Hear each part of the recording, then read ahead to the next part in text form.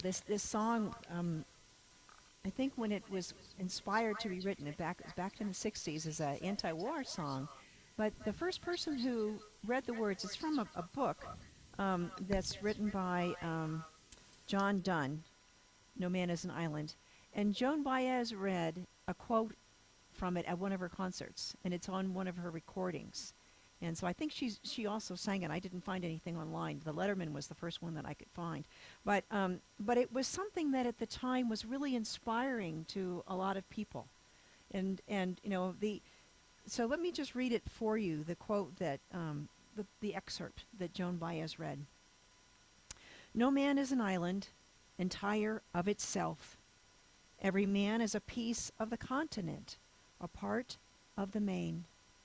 If a clod be washed away by the sea, Europe is the less, as well as if a promontory were, as well if a manner of thy friends or thine own were. Any man's death diminishes me, because I am involved in mankind, or humankind, we'd say today, and therefore never send to know for whom the bell tolls. It tolls for thee. Right? And so we are all part of the one. And this is an essential part of the science of mind and what we believe. We know that there is one creator, one God that has created each one of us. And that universal spirit that is in that absolute level, in order for it to manifest in the physical world in that particular level, has to come through us, through each one of us, including little ones that want to be here and happy. And so each one of us then is a part of the whole. Just like, each one of my fingers is a part of me, and they work together, right? And they oppose each other, hopefully cooperatively.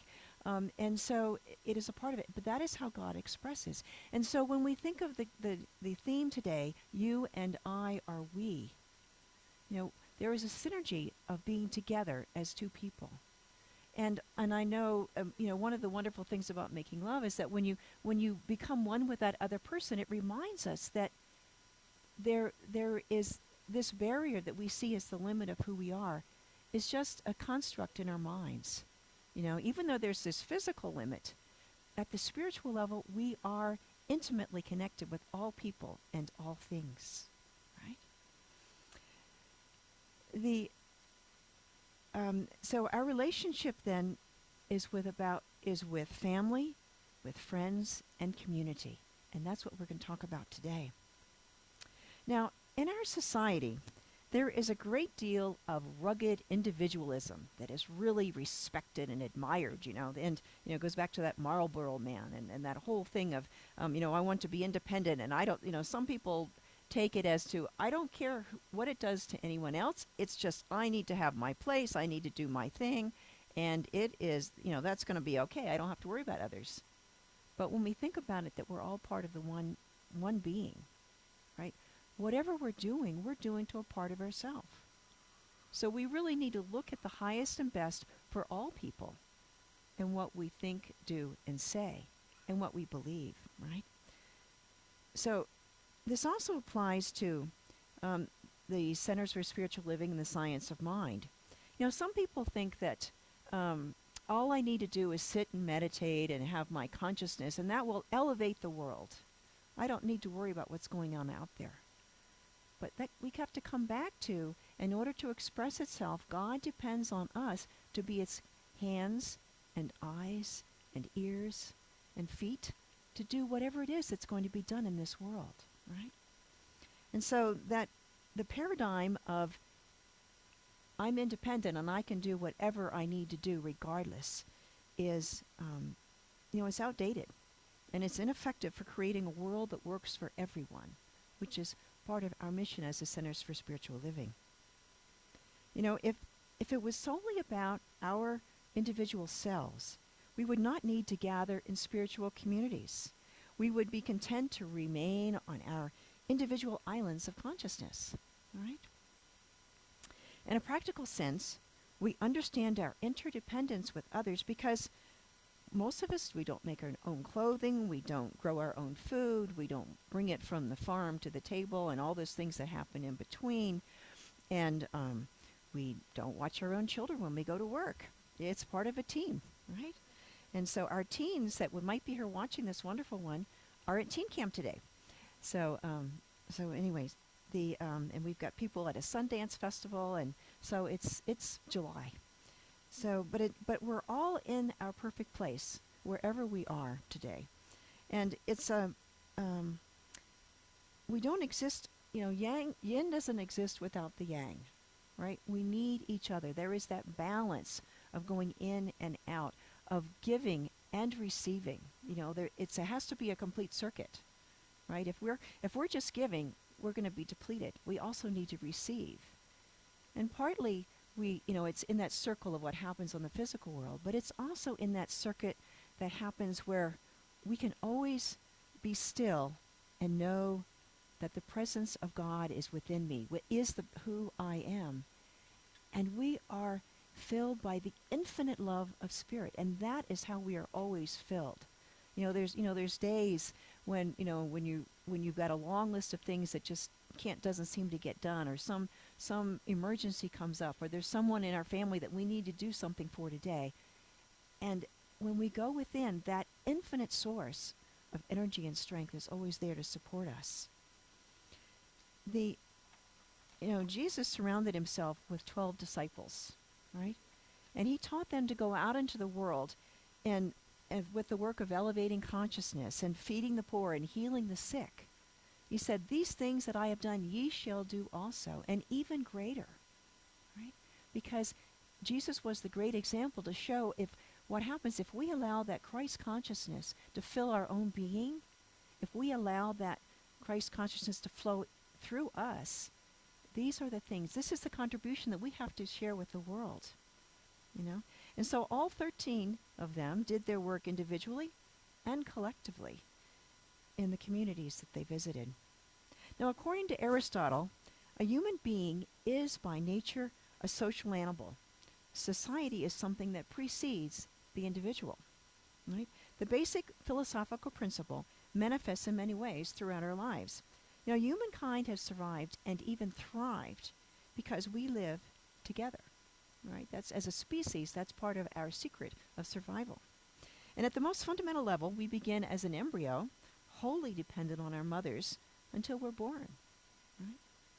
And after birth, we're free to move and think independently, but we develop interdependent relationships with other people who provide food, education, safety, and shelter from storms or predators that might attack us or nurture us as we're growing up until we're able to fully take care of ourselves.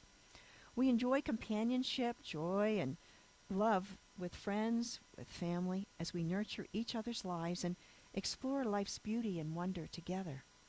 And as we discover mutual connections with other people, we build healthy relationships in our families, with our friends, with our businesses, with our communities. It's all about relationships. It's all about that we consciousness that we develop. Indeed, we may find that those feelings of love and fidelity bind us so closely with one another that our consciousness evolves from seeing ourselves from separate people and being you and I to being united as we, as part of that one, right? And even greater. And there is that synergy of two people being joined together that is as a we that is so much stronger and has so many more possibilities than just separate individuals. Once our consciousness moves from separation to unity with another human being, the process can continue until we realize that we are one with all people and all of creation.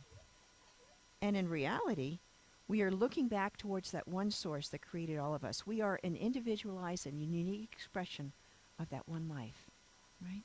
And so all of our relationships then are part of their purpose is to have us go beyond seeing ourselves as alone.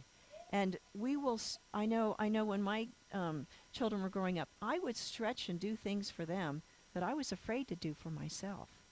And so it gives us courage. It pulls us beyond ourselves, right? Each person is an incarnation of God. This is a quote from What Religious Science Teaches by Ernest Holmes. He said, every person is an incarnation of God, and since each person is an individual. Everyone is a unique incarnation. You know, this rugged individualist is always unique, but always a part of the one at the same time. We're always connected as we. Whatever we do to another person, we're doing to ourselves. Now, in the reading this morning, Michael talked about the law of attraction. And this is a really amazing quote that's out of the Science of Mind textbook. And the law of attraction is an essential part of the teachings of the science of mind. And I'd like to go through several parts of it.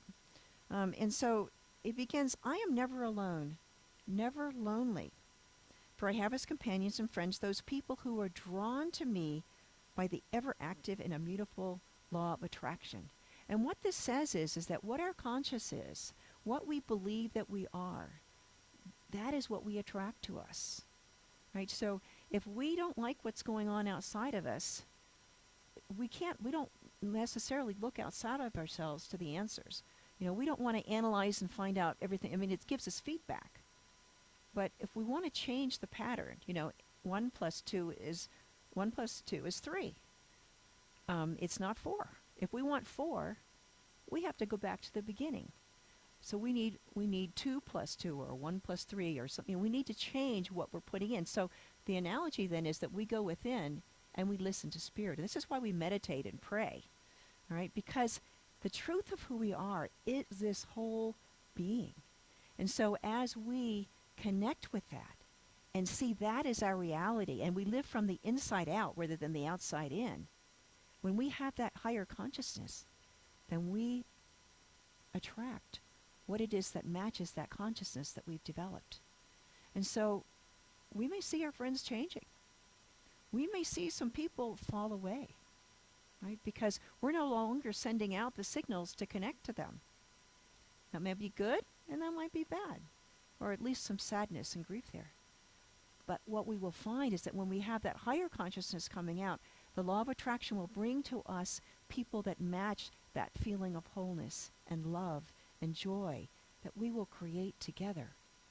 Or we'll find that we are different people and we act differently, and perhaps we have been doing some things that were contributing to those relationships. And so, we call ourselves on our own and say, okay, what is it that I can do that I can change? How can I be a different person expressing the divine as who I am? And then that will also attract people to us, and we'll be attracted to them because we'll be looking for something different, right? So another part of this is that I give as I wish to receive, right? So it is that whole thing. It's a circuit. So when we have that infinite flow coming from within us of love and joy and wonder, and we give it out in abundance, then it circles back to us in the world, right? But we are always replenished, not by just what's coming back at the physical level, but by what's coming in from the infinite flow. So I give as I wish to receive.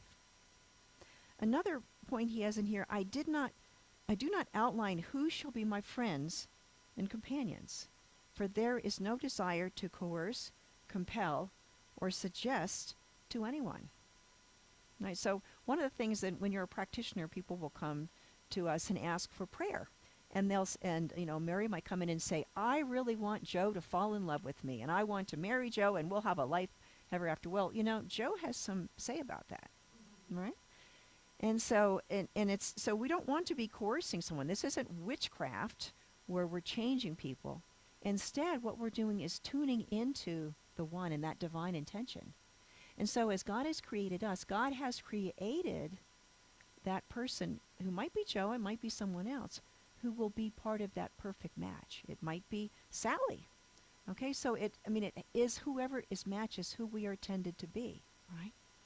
So we don't want to coerce. Instead, we want to be true to who we are and really listen to who we are. And I love this part, the last paragraph. He says, I am happy and radiant, for I enjoy at all times perfect companionship. I trust implicitly the law of attraction to bring into my environment and atmosphere friends and loved ones, and establish for me a community of interest and helpfulness. As I love and cooperate with my fellow humans, so do they love me and give me their cooperation. The law is motivated to work for me by my love and for people, my love for people. My loving thoughts of others attracts friends to me. Right? So when someone wants to have friends, to have a friend, be a friend. So look at what you're giving out. But because you've been created by the divine, you are a whole package. And so you are created with all of the friends and love and abundance and all good things that are part of that package, right? So the old thing is God doesn't make any junk, right? So now the another quote, and this has been attributed to many people. There are no strangers here, only friends you haven't yet met. Right? And so the knowing that each person is a part of us, we might be afraid to either we're shy or maybe we just don't know anyone that looks like Joe across the room. But if we go back into the one, we can first tune into the fact that we and this other person are part of that same one. And so there is a connection at that inner level. And so I know when I was young and I was pretty shy. And so I remember it when I was in my dorm room and I really wanted to have more friends. So I meditated and I got really clear that of oneness.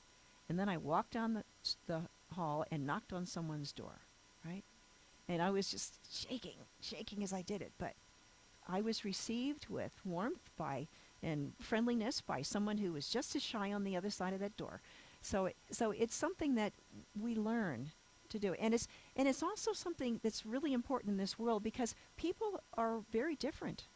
All of these unique beings, and part of a lot of the division that we have in the world is because we don't know the other person. There's a project, and I forget the name of the Humankind Project or something like that, but it sets up people that are from two different political parties or two different faiths or something like that, and it has them have a conversation. And so they come in very different people, and they're going to leave very different people. But their whole thinking will have evolved and elevated because they appreciate this other person that is a part of the one, right? And so we learn to appreciate each other. The divine energy that binds us together is love, right? In a book called Ideas of Power, Ernest Holmes said, "Love is the only final security in the universe. Love is the greatest healing power in the universe, the only thing that binds people together in a community of spirit." In the Science of Mind textbook, Ernest Holmes said, "My love goes out to everyone in the world." Right? So it's that divine love and just sending it out. And we don't have to worry about, I'm going to send it to this person and not that one. No, we've got infinite supply, so we just can radiate it in all directions, knowing that it is going to come back to us blessed and multiplied. We can choose whether to open ourselves and accept and radiate it and accept that energy, or whether and share it with the world. But we also have the choice to shut it down. Right? We have the choice to shut ourselves off from God. Like when we feel separate from God, guess who moved? Guess who closed the door? It certainly wasn't the divine. So we have that choice at any moment. And sometimes, when you're going along and it just feels like, something's got to change. This is just too hard. Stop, take a breath, get still. And then there's this, when you remember that we are one with God, that God is our source, there is just this amazing feeling of release, of feeling part one with life, and that life just flows. And whatever is going on out here, it dissolves. That's right. It dissolves, and so the new life is energized. It's like turning on a light switch, right? Because we remembered to plug our computer in. It doesn't work very well until it's plugged in, right? And then we put it on the internet, and then it really will be powerful. And so we have that capacity to receive and give love if we acknowledge it. Now, knowing this, how does it change how we treat each other? Right? Our family relationships then become treasured, intimate connections with a part of the one and with ourselves. Right? And so when we have challenges in our family, it's something where we're going to stick with that relationship so that we learn whatever it is for us to learn, for us to grow by that opportunity, right? It's a challenge that's calling us forth because whatever situation we're in, God is in the midst of that situation as well as within us. And so it's a some way it's a surrendering. And so whatever we think was the answer may or may not be the answer. So when we pray and meditate, our consciousness goes beyond those limits of how life must be to something greater, and we see those infinite possibilities, right? And it's an amazing to have life open up in that way. When you and I, we live our best lives as we, right? The hermits can go live on their own, and they can control everything in their environment. And some of the mystics will go and meditate on the hillside. But if you really want to put that faith into action and really strengthen it, try living in the world. And then you're going to see, when you get that pushback, you really have to go even deeper and stronger and strengthen your connection with spirit. Creating a world that works for everyone requires a level of consciousness that has never existed before as a society. We've evolved, and in Matthew 22:35, Jesus said to him, "Thou shalt love the Lord thy God with thy whole heart, and with thy whole soul, and with thy whole mind. And the second is like to this: Thou shalt love thy neighbor as thyself. On these two commandments dependeth the whole law and the prophets." Right? That's the basic, the most important commandments. We had the original 10 commandments, but these are summing it up in the terms of love, which is what Jesus was all about. And so we come from oneness. We become self-aware. We realize that we need each other. We realize that we are each individualizations of that one universal spirit, and that you are a part of me. And through all of this exercise, we have a deeper understanding of practice of how we relate to each person, and what we do to each other, we have done to God and to ourselves. We evolve together. We lift ourselves as a species, as a human race up together. And our decisions and actions can be made for the highest and best for all involved. Yes, we have to take care of ourselves. Yes, we have to set boundaries.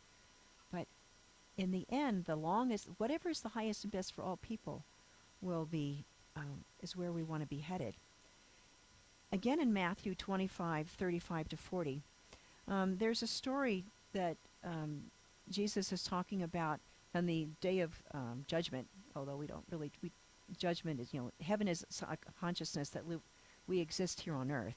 But thinking of it in those terms, it calls us to greater compassion and a more convicted practice. And so Jesus instructed his disciples in Matthew 25, "For I was hungry, and you gave me something to eat. I was thirsty, and you gave me something to drink. I was a stranger, and you took me in. I was naked, and you clothed me. I was sick, and you looked after me. I was in prison, and you came to visit me." Then the righteous will answer him, "Lord, when did we see you hungry and feed you, or thirsty and give you something to drink? When did we see you as a stranger and invite you in, or naked and clothe you? When did we see you sick or in prison and go to visit you?" The king will reply, "Truly I tell you, whatever you did for one of the least of these my brethren, you did for me." Right?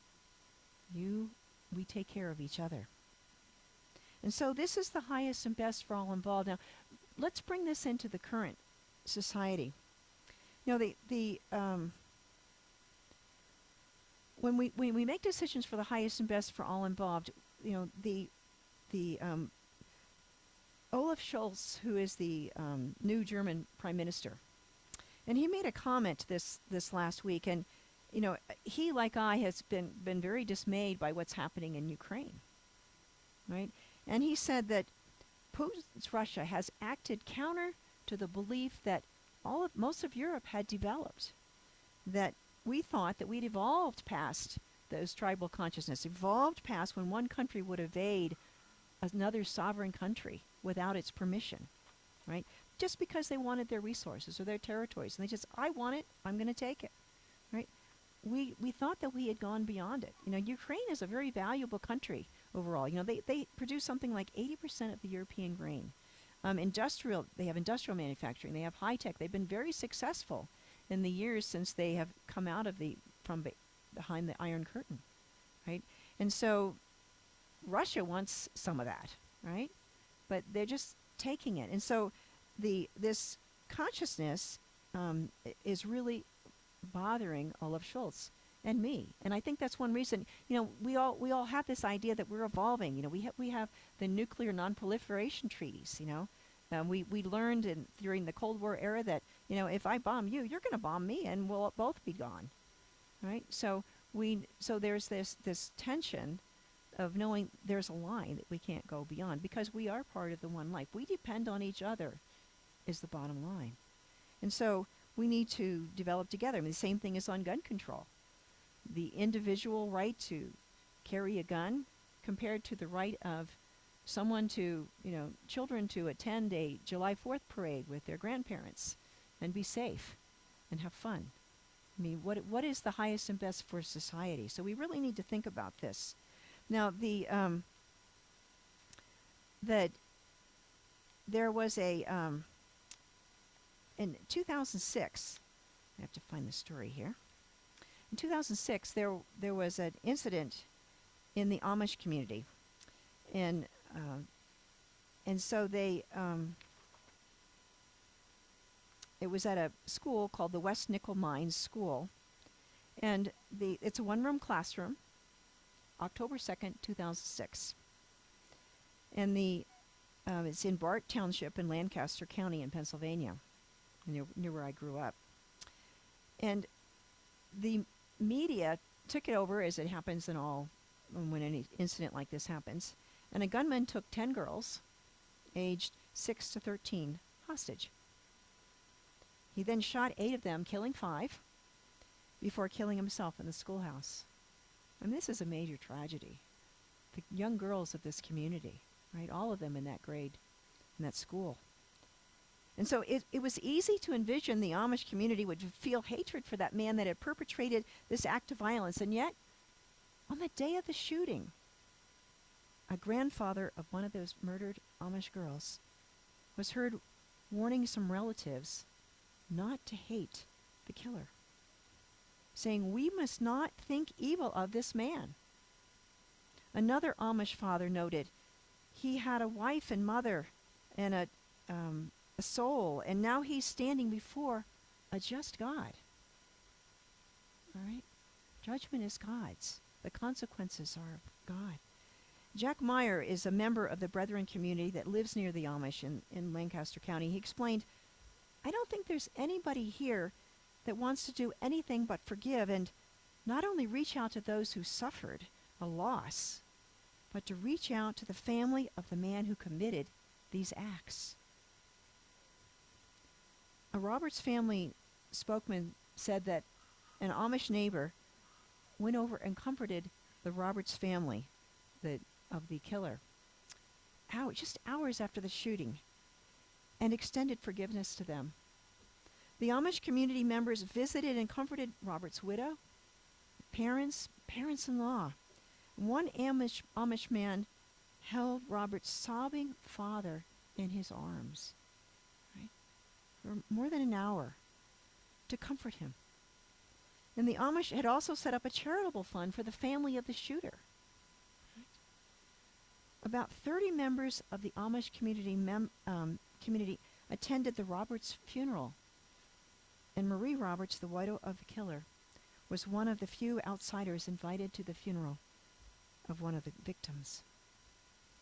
Marie Roberts wrote an open letter to the Amish neighbors, thanking them for their forgiveness, their grace and mercy. She wrote, Your love for our family has helped to provide the healing that we so desperately need.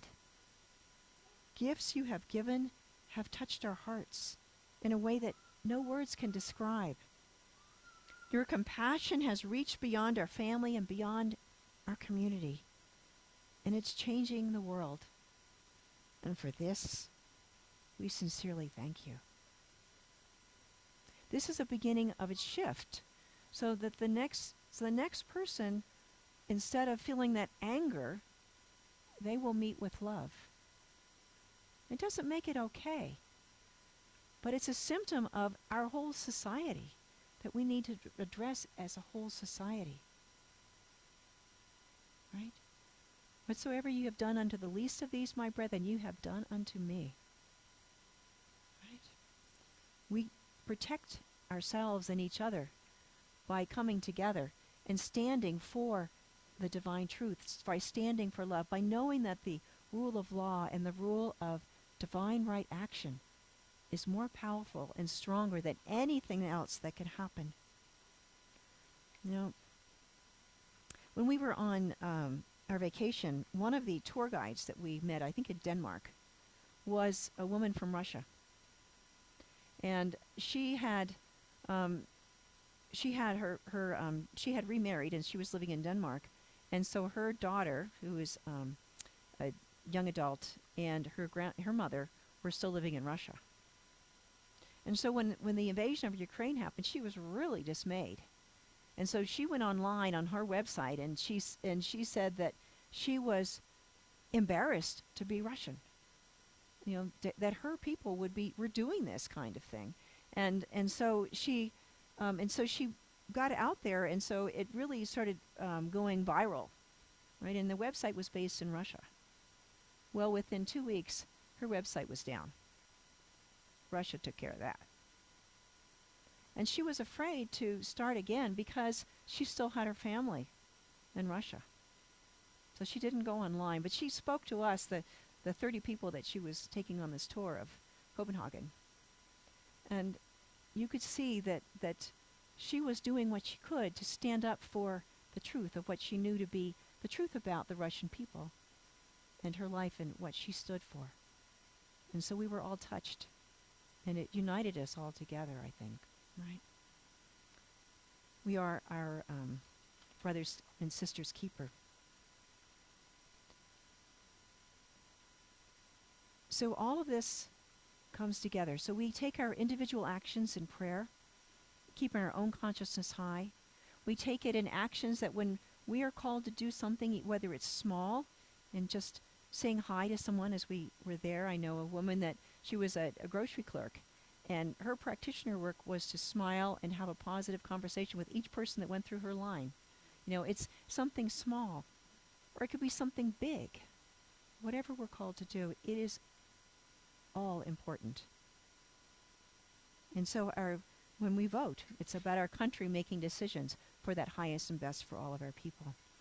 In our center, one of the things that we've been talking about, we tithe on our donations every month.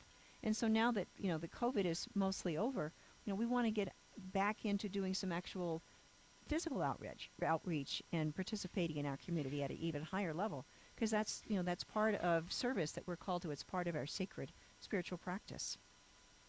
So there's many things to do, but it all comes down to that relationship with God, that we are all part of the one, and you and I are we. Let's take this to prayer.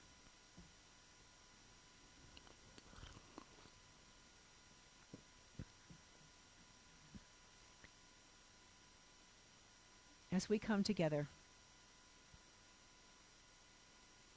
as we let go and let God, we remember that God is all there is, that there is only one life, that it is God, and it is amazing. It is infinite love. It is infinite joy. It is infinite peace, infinite wisdom, infinite energy. And each one of us is a part of that one life. There is absolutely no separation. Any apparent separation is now dissolved because it has no power. It is just something that we believe in, that we let go. And underneath, that true connection is now released, and it is joyful and full of life. And as we are clear in this consciousness of who we are, this Christ consciousness, we individually and collectively attract to us those people who are ready to work with us to bring a higher level of experience into life, friends that we can share time together in spiritual practice and enjoying life and all of its good things, sharing with each other, lifting each other up. Today, I lift you up. Tomorrow, you lift me up. We are in this together. And so I know that each individual is on their own path to evolve and sense that divine presence within themselves, and all people on their own pace. Each one of us is loving and loved, for that divine love connects all people. I know that the understanding and acceptance of each other as parts of the divine is growing in this moment and every moment. And as we allow that divine to express, we care for each other. Each person has adequate food and shelter in this world that works for everyone. We each are able to live life in safety and peace. We each have fulfilling work that supports ourselves and our family. We experience love and friendship and joy. I know that each person is empowered to become their highest self, to express their divine potential. So we willingly and lovingly do our part, what we are called to do, to support and empower each other. We give and we receive. Together we create a world that works for everyone. This is true for us. This is true for our loved ones. It is true for everyone in our community. It is true for everyone and everything that we may know or may not yet know. Everyone in the entire world, an entire universe, all people and all things as well. We are lifted up as we live and work together as parts of the one life that is God, that is love itself. And so it is with gratitude that I see and experience love and acceptance and wholeness everywhere within me and all around me. The divine gifts are given freely, and freely we receive them, and it is good. Thank you, Father, Mother, God. And I release these words to the law, knowing that it is already done and even greater. And together we say, and so it is.